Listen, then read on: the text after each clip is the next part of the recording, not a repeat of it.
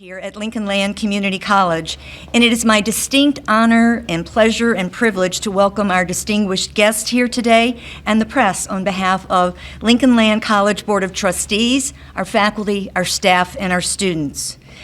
Today we're gathered in our registered nursing program facilities to talk about possibilities for students, particularly healthcare students. I'm very proud myself to be a registered nurse and have been one for a very long time. Not quite as long as Florence Nightingale, but pretty close, pretty close.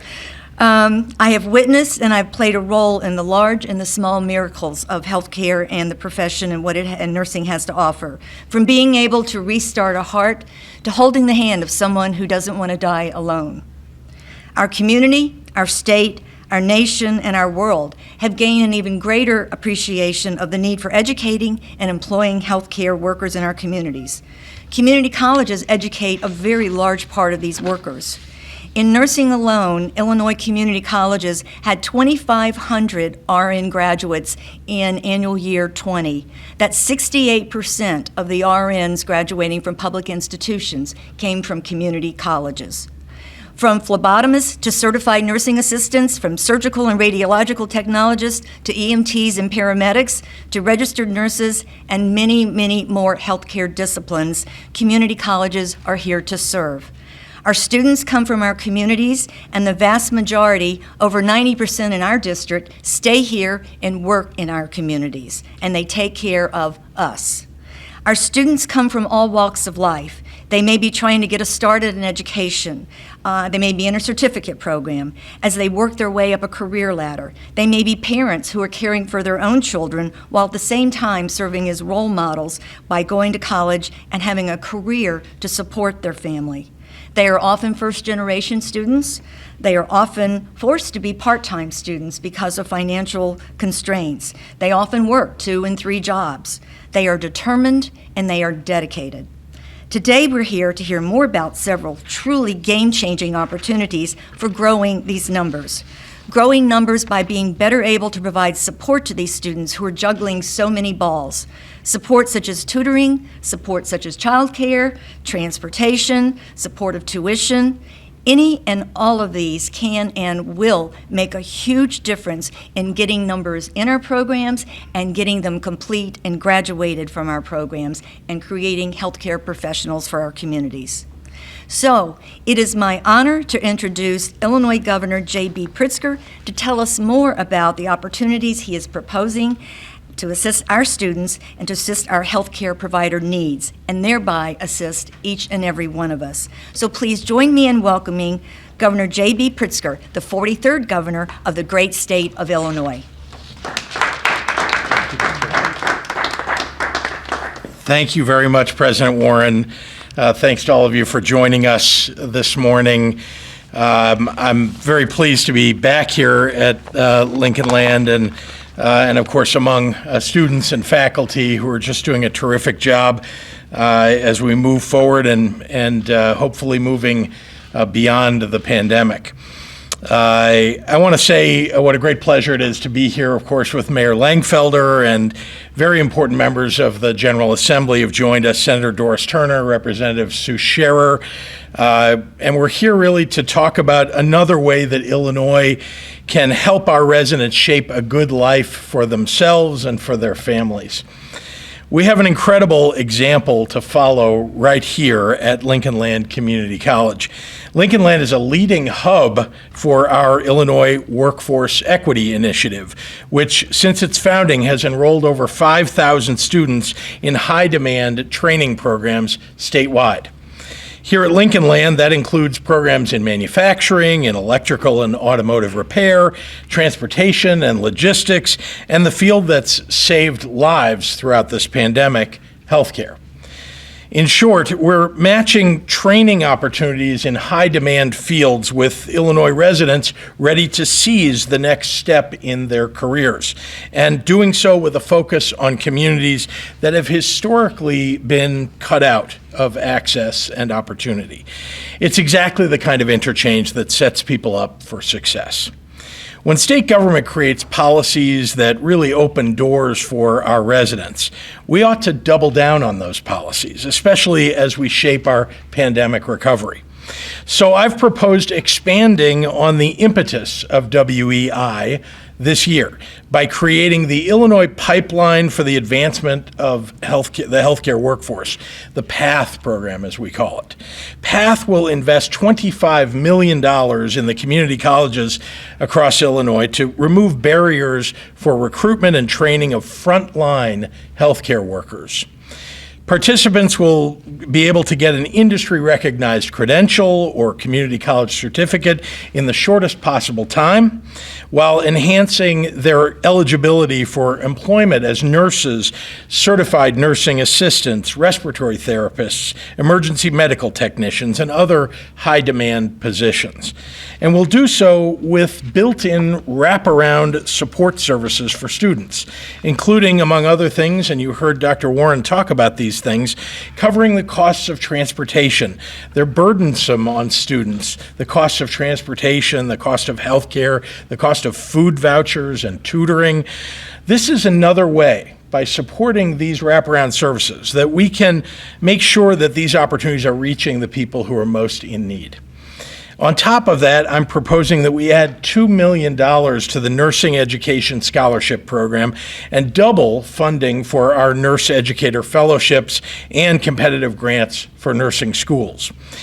Let's also eliminate licensing fees for 470,000 nurses and physicians, pharmacists and pharmacy technicians, respiratory care workers and social workers, and others in this coming fiscal year. That will save our healthcare workers around $21 million, and it's a way for all of us to say thank you for the amazing work that our healthcare heroes have done throughout this pandemic. Healthcare, manufacturing, business, transportation, no matter what profession they head toward, a great system of higher education has to be supported by and affordable for all of our state's residents. When I became governor, I set out to lower the cost of post-secondary education with a three-part plan for higher education. First, increase MAP scholarships by 50%. Second, make Illinois a top 5 state in getting more federal student assistance and Pell Grants for more students. And third, increase state support for institutions of higher learning, including great community colleges like this one, Lincoln Land. With the passage of my proposed new budget, we will not only have achieved all 3 objectives of my plan, but also expanded the use of MAP scholarships to cover the cost of short-term credentials and certificates like those offered right here at Lincoln Land. In doing so, we'll be able to support thousands more students as they seek the credentials that they need to excel in their careers and earn a better living. So we're finally making it more affordable for students across Illinois to get their degree right here in Illinois. And our future is brighter than ever before because of it.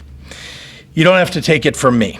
With us today are 2 students here at Lincoln Land, here to share how the new opportunities and funding are helping them launch their careers in healthcare, and what more we can do to support students like them. Luke and Lisa, thank you so much for taking the time to join us this morning, and we look forward to hearing from you shortly. Now I have the pleasure of introducing truly a great partner in the General Assembly, someone who is a leader and a fighter for the people of her district, and that's Senator Doris Turner. Senator?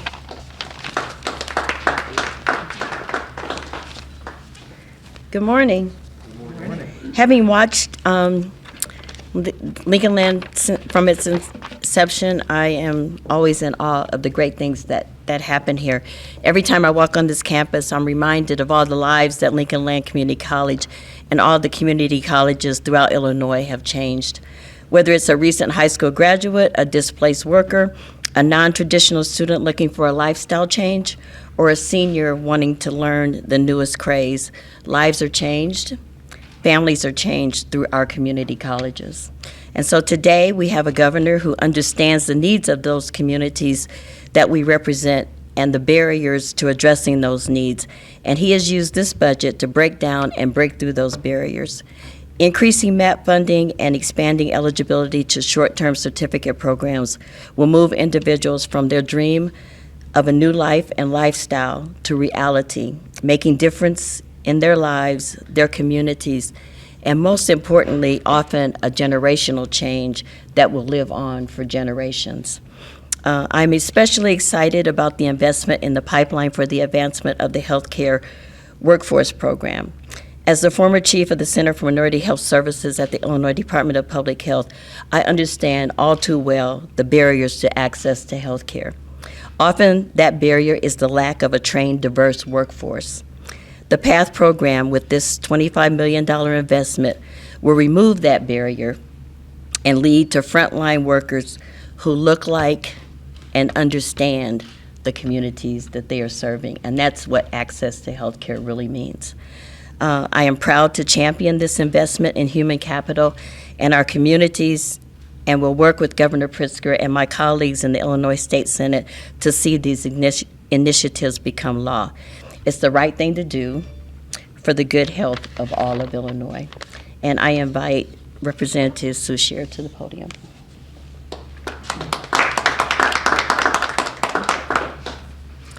Well, thank you, everyone, for being here. We really appreciate the media that's here to help us get this message out to the public. I am especially thankful to the governor for offering this up in his budget.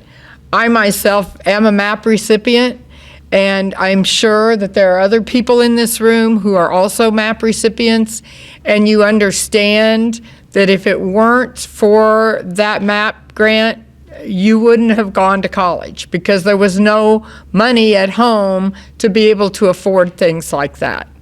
And you might have been smart enough to get in college, but you didn't have all the little boxes to check to get the free scholarships. So I'm especially happy to hear of a 50% increase in the MAP grants. I've been here long enough that I saw a time when our former governor just slashed MAP grants and funding to public universities. And I'm not kidding, when I first heard this, I thought somebody was just kind of joking. I thought that can't be serious. No one could really actually think anything good could come out of that. And so it is, although 50% might seem big, we're trying to get back up to where we were and where we need to be, which is helping people in need being able to go into these service jobs. I was just talking in the back room and to a lot of people the last few days, and this is really laying heavy on my heart. I see the world from a different lens than most people see it from, and I have the guts to step up and try to change it. And that is service jobs. We are lacking in healthcare, in police, in teachers, in DCFS, bus drivers. Just think about it. Where are all the problems? They're all service jobs. So it's our job and your job to convince the everyday person that we have to start respecting these people. We have to pay them what they need.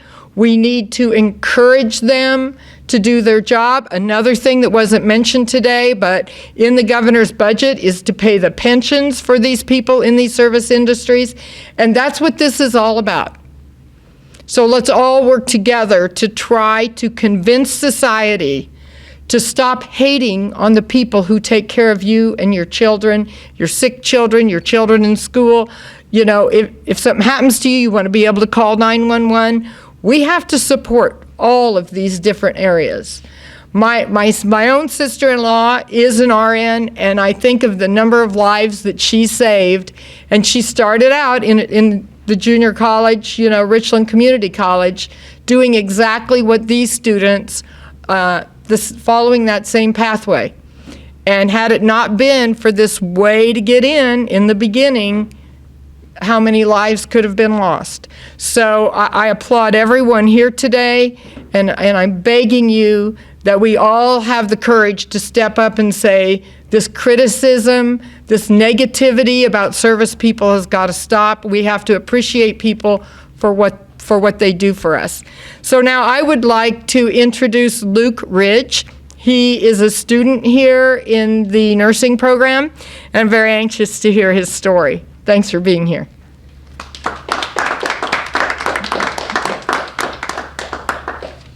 Good morning. I'm Luke Ridge, and I am in my second semester of the Associate's Degree Nursing program here at Lincoln Land Community College. I think it's very important for anyone looking for a fulfilling career to consider the field of nursing to be part of the solution. There is a shortage of nurses, and we are needed now more than ever. I'm inspired to go in the field of nursing by observing the care my father received from the ICU from the compassionate nurses. I'm also a two-time cancer survivor, and the care that I received inspired me to help others in the same way. I currently work in the Springfield Memorial Hospital as an equipment and material specialist while attending nursing school. After I graduate and become a registered nurse, I would like to work in the ICU and continue my education, earning a Bachelor's of Science in Nursing and eventually a Master's. And now I'd like to introduce another student in the Associate's Degree Nursing program, Lisa Robison Carter.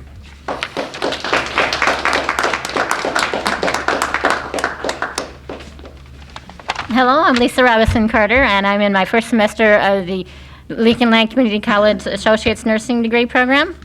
My husband is disabled, and I've been the breadwinner of my family. While working to support my family, I was not able to have the time or the means to pursue my dreams of becoming a nurse. When the company I was working for closed down a few years ago, I had to start anew. I found out even someone my age was able to get help attending college through the MAP grants. I completed the FAFSA application. I was rewarded with a MAP grant to Lincoln Land Community College. I took my prerequisites, earned my CNA certification, and was then accepted into the nursing program to become a registered nurse. I currently work at HSHS St. John's Hospital as a CNA while attending school. My professors are amazing. My family is very supportive. Without the very support, that's not going to happen. I have 3 adult children at home, one of which is actually attending as a student here at Lincoln Land for a different degree, but still within the service field. And she is also able to be a beneficiary of the MAP program when we could not afford to do that without. MAP grants have definitely made it possible for me to attend school and to prepare for a career in nursing. I am very grateful for the MAP program because it helps to make dreams like mine become a reality. And that's just a fact, period. And now I'd like to introduce Lieutenant Governor Stratton.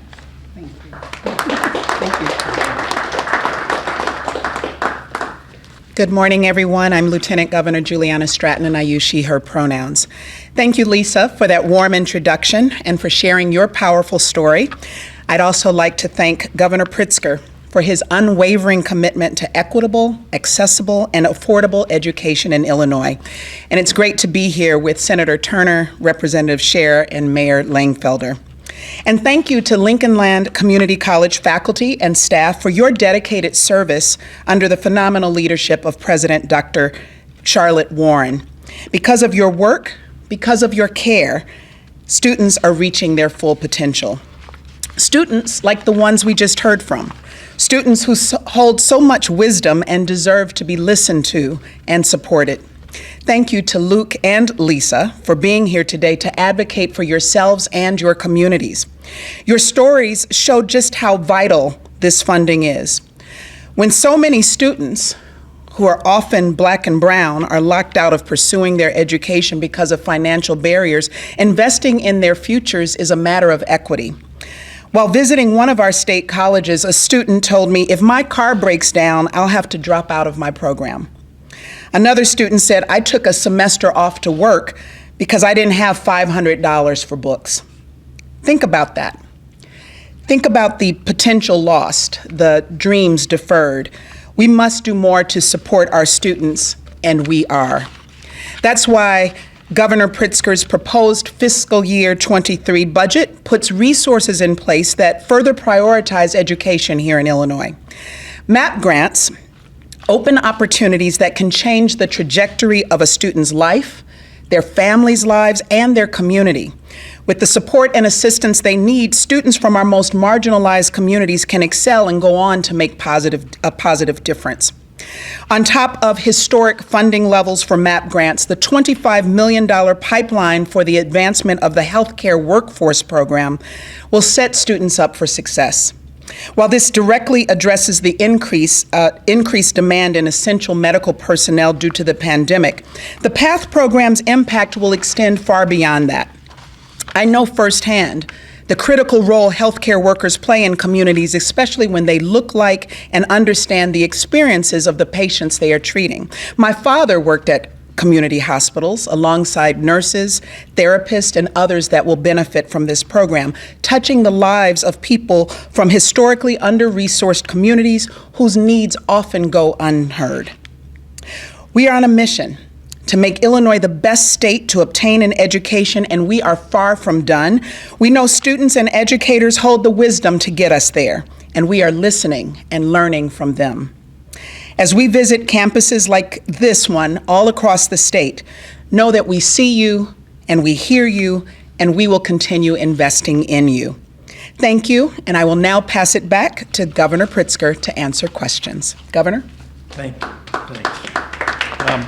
Before I take questions, I just briefly want to address the decision that was made in the JCAR committee yesterday and broadly about masks in schools. I think the most important point I want to make is that we have to do everything that we can to keep students and teachers safe while keeping our schools open. That has been my focus since the very beginning of this pandemic. Doctors say that masks are the best way to preserve in-person learning and keep children and staff safe.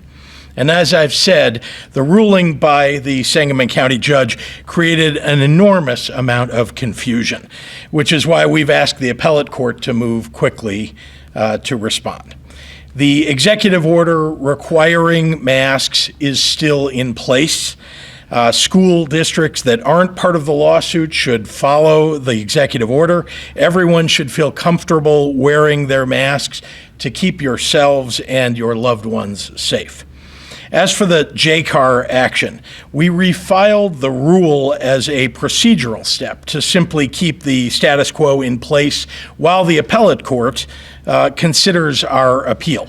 The JCAR members preferred a different procedural route to suspend the rule while waiting for an appellate court ruling. I think we share the common view that we need to get a ruling. And either way, the next step is to hear from the appellate court and go from there. And so with that, I'm happy to take any questions. Peter. Governor, the 4th District issued an order late yesterday directing the attorney to how JCAR's decision affects the case, Sure. seemingly hinting that it may have just mooted the entire case. Well, I think that's what the filings are about. I think they're due, shortly today, and the appellate court will obviously have that either affect their decisions or not. But I know that the Attorney General's office is filing their brief on that matter around 1 o'clock today. Governor, school districts have gone mask optional since the Sangamon County court decision, and JCAR says the rule's not in effect. You're saying that it is? Yeah, the executive order is in effect. We still have a mask requirement in the state of Illinois for schools, and then more broadly, as you know, I've already announced that that outside of schools that we'll be removing the mask mandate on February 28th. I'm looking forward to that. I know we all are. And then, and then we'll see. We're going to hear from the appellate court, I would hope, relatively shortly and have a little more clarity despite the Sangamon County judge's ruling. Branches of government saying that it's not in effect, that the emergency rule. That's not what JCAR rule. In fact, what the JCAR members, and I think you heard from many of them yesterday, at least the Democrats who spoke yesterday, spoke about, as I believe, that we need to hear from the appellate court, and that is, in fact, we're figuring out, and they decided to move one way. We're figuring out what to do in the interim, and hoping that we're going to hear from that court very shortly. The Majority Leader of the Senate, though, Senator Cunningham, a Democrat, said that at this stage, that using this executive power would be an overreach. That was his word. The question really is, at this stage in the pandemic, with so much that we all know about the risks, why don't you trust parents and local school districts to make those decisions for themselves? You're, I think, misreading what he said and misinterpreting. The fact is that I trust parents, and what parents and doctors are saying is they want kids and teachers and the community safe. That's what I've been following all along. In fact, listening to the majority of parents, I think you know that a majority of parents in the state of Illinois and across the country believe that we need to keep a mask requirement in schools until it becomes safer. We're still watching our hospitalizations take a dive, which is terrific. And we're not yet at a point where we ought to be removing that mask requirement. Governor, we're at 2.9% right now for positivity rate, and of course the hospitalization numbers keep going down, number of cases are going down. But a lot of these schools are saying, let's go mask optional as free-for-all right now. Are you worried at all that there'll be a rise in cases of youth getting COVID and teachers as well? And that it could bring us back to where we don't want to be? Look, I think that people of goodwill are trying to make good decisions for their community, for the people who are in schools every day, whether they're superintendents making those decisions or school board members or teachers and parents who are at the school, every day often. And so, there's, in my view, that from the very beginning, I've been focused on trying to keep people healthy and safe in schools and outside of schools. Schools have been an unusual environment, as you know, where 5 days a week, 6 to 8 hours a day, people are interacting in the hallways, running into each other. They're in rooms together, sometimes piled into rooms together, while we've had a global pandemic that has caused a lot of sickness and death. I want to remind you all that we still have about 1,500 people with COVID in the hospital today. That's not near where we were when we removed masks last summer. One of the reasons that we set a date for removal of masks more broadly in indoor spaces on February 28th is we wanted to continue to see the decline of hospitalizations in our state. And we hope, just watching them, there are 150 fewer today, I think, than yesterday, 200 plus the day before fewer. So this is all good directionally, and I'm pleased. But again, we have to be careful. The pandemic's not over. This disease is still out there. We're just all learning, I think, over the course of the last 2 years to make sure that we're managing properly so that if another variant were to come, that we're not so quick to have everybody removing their masks and you saw this, Delta was taking a dive.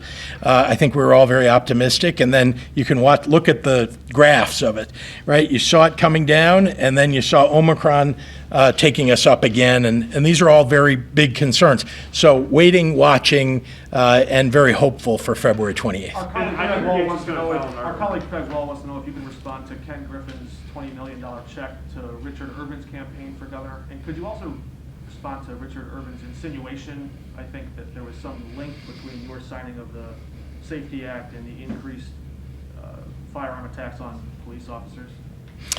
Look, all I can say about what's going on the Republican side is it continues to be a mess. There are an awful lot of views over there that people have had that are, causing more sickness. They're the ones who didn't want masks in the first place in schools, who didn't want any mitigations and thought that would be okay. We saw what happened in other states where they were eschewing those mitigations. So that's all the comment I have about that. All I can say about some individual candidates' views is they're wrong. We're trying to make our state safer for people across the state. Whatever the insinuation is about that, I can tell you that funding police training, making sure that we have police cameras, body cameras, which police want and the public wants. These are all a part of what we've been doing to keep people safe. Some of that is a part of the Safety Act as well. And so, I'm pleased that many of those provisions in the Safety Act that I just mentioned are already in effect. And some of the provisions that people are falsely pointing to and saying are making the world less safe haven't even gone into effect. Governor, can you respond to critics, Governor? Another Can you respond to emergency critics? rule here soon. Are you going to encourage them to include the due process rights for parents and also the staff or teachers that may want that included if they want to opt out not wearing a mask or the testing? I'm sorry, in an executive order that I'm issuing? is it- In the urgency rules that IDPH will bring forward again, I'm assuming that they're going to want to do another emergency rule. They haven't come forward. I mean, I have not heard what IDPH is going to be doing going forward, so. It was requested by members yesterday from Hart. That's included in the next rule, though. Yeah, that's something that I haven't considered it. Why shouldn't there be due process in this? If your order remains in effect, why even file a new rule? Well, again, the order is in effect. I mean, we're now trying to deal with an errant decision by a judge in one county, one particular judge. It's thrown everybody into a state of confusion, and we're trying to get the appellate court to address it because it was wrongly decided. This is about due process, the issue of due process. You're innocent until proven guilty. People believe that Yeah. you're healthy until proven Yeah. sick. Yeah. As it is with your order, it takes that away. Everybody's assumed sick. They got to wear masks. They got to be excluded, even though they may not test positive if they're a close contact. Again, the judge's decision, which you're referring to, poorly decided. It leaves out entirely a section of the law that she obviously either didn't read or didn't want to address. So I think that's all going to be considered by the appellate court. Jeremy, yes. There's obviously been a rise in violence that we've seen in the last few years, and whether the Republicans are right or wrong Yeah. on their views on crime, they're really hammering the Democrats hard on the crime issue. Does that worry you going into this? No, they're wrong. Let's be clear. The Republicans are wrong. They're the ones who voted against funding state police. They're the ones who voted against funding cameras. They're the ones who voted against the very investments that we need to make in communities in order to reduce the amount of violence and crime. And then they, it's like the arsonist, right, lighting the house on fire and then, calling the fire department saying, I don't know what happened. That's what the Republicans are doing. They're wrong on every point. But are you worried that their messaging could be affected? Whether they are right or wrong? I mean, they're going to put out false messaging about this, and I would hope that people will see through it. I'm certainly going to help them see the truth. Can you respond to the criticism of your Thank you. pardon of Jeremy Simmons?